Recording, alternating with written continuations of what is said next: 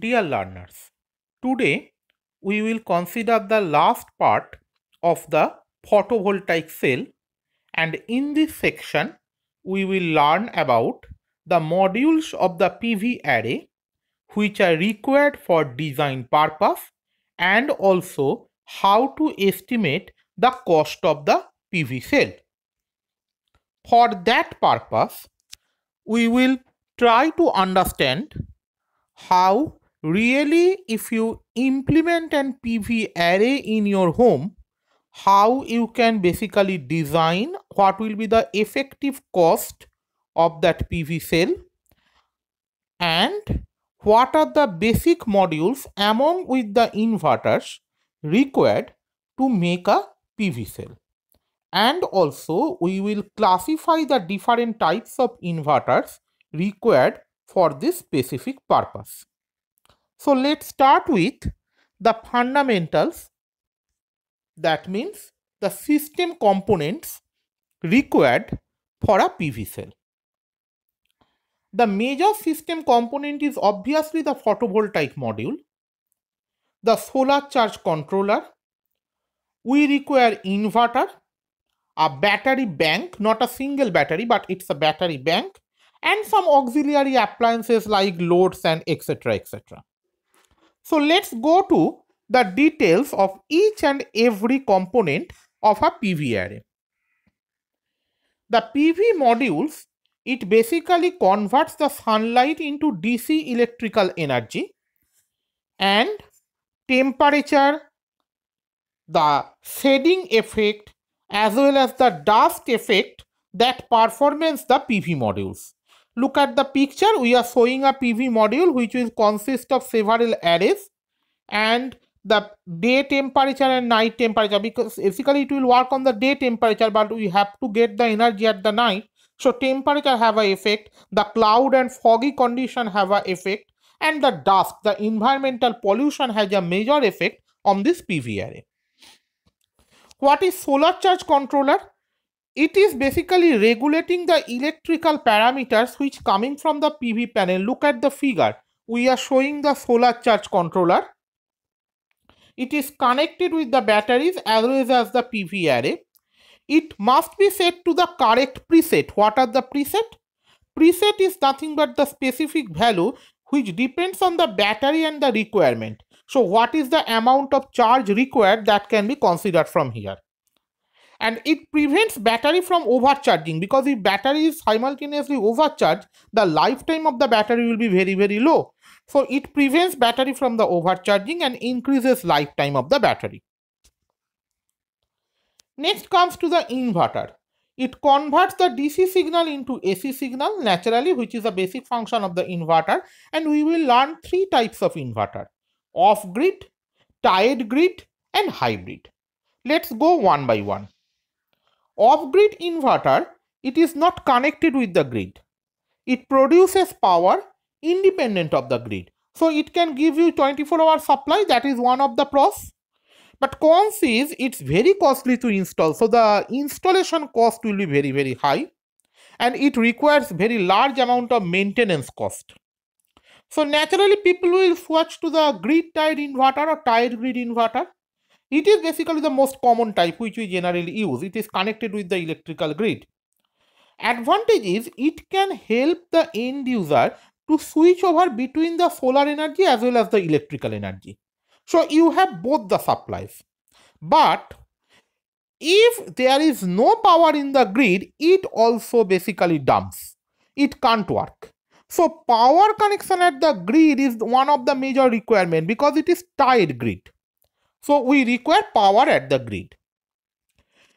The hybrid inverter, it is a combination of both off-grid and tied grid. It can work on off-grid with utility backup power. If you give power at the grid, it will work as tied grid. So it has both the possibilities. It works as tied grid with the extra battery. So obviously it will be less expensive than off-grid, but it will be more expensive than tied grid because you combined both the architectures. So this is basically the hybrid inverter. Next we will go to the battery bank. Battery bank is nothing but storing of the energies. Why? because we require this energy to be supplied to the electrical appliances, the different loads. The major portion or the caution is you can allow to discharge the battery, it has to be, but the discharge should not exceed 50%. If it exceeds 50%, then making the battery again charge will be very, very difficult. So that is one of the major cautionary part you have to always take care while designing the PV array. So this is the complete system: the utility grid, the main service panel, the tried inverter, charge controller, PV array, battery, backup sub panel, loads, and the non-backup loads, everything we are showing here. So that's a complete system using a PV array. Now the cost, that is one of the major factors. For an electrical engineer, we have to look out the financial part also. A solar PV system is basically, if you want to calculate the cost, it requires 4 major steps: the load estimation, estimation of the power produced per unit time, estimation of the number of PV panels, and cost estimation. I will go one by one for each case with the working formula, and then simultaneously I will give you the real data how it can be calculated. Let's go for that. First, I will look for load estimation. For load estimation, first you have to calculate the total connected load to the PV system. That should be number of units into rating of the equipment. Suppose you have 2 CFLs, 18 watts, and 2 fans of 60 watts. So what will be the number of units into rating? 2 into 18 plus 2 into 60. So that is the number of amount of watt. It will give you 156 watt. Now total watt hour, that should be total connected load into operating hour. Suppose normally CFL and fan will work for say 6 hours, say if we consider. So what will be total watt hours? 156 watt I have calculated, multiplied by 6, so it will be 936 watt hours. Now what will be the estimation of the power produced per unit time? So it will be peak power rating into operating factor. Now one term, operating factor. What is operating factor? It is basically used to estimate the actual output from a PV module. Generally varies between 0.6 to 0.9. Say take average, say 0.75. So actual power output will be peak power rating multiplied by operating factor. Normally in a household, peak power rating is 40. So if it is 40 into operating factor, say 0.75, it will be 30 watt. Then what will be power produced per unit time? It will be actual power output of a panel multiplied by combined efficiency. Combined efficiency is nothing but inverter into battery. Now what is actual power produced? I have already calculated in the last slide, say 30 watt.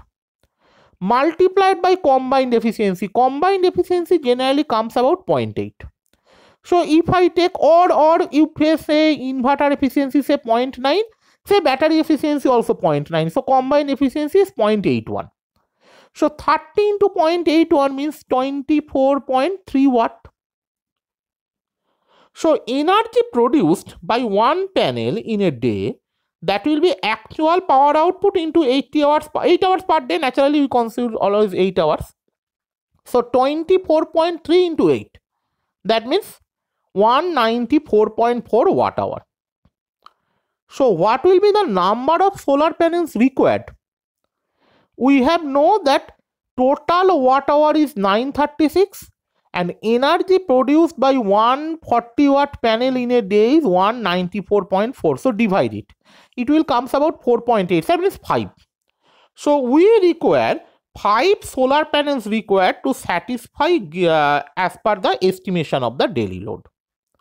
Now comes to the cost. There are 3 costs. First is obviously battery. So it will be number of battery into cost per module. So suppose normally one battery cost is 7,500. I believe say 7,500. So it will be 7,500. What will be cost of inverter? Number of inverter into cost per inverter. Normally a inverter cost about 5,000. And what will be the array? It will be, say, number of modules. What is number of modules? We have calculated, say, 5. And cost, 1 PV cost is roughly 8,000. So 40,000. So what will be the total cost? 40,000 plus 5,000 plus 7,500. That means 52,500. So that will be the total cost of the system. In this manner, people calculated the total cost of the system for a household. Now you can take more complex requirement and you can calculate the total cost. That completes our solar photovoltaic cell. In the next, we will start with the next week the biomass energy and the geothermal, those things. Thank you. These are some selected references.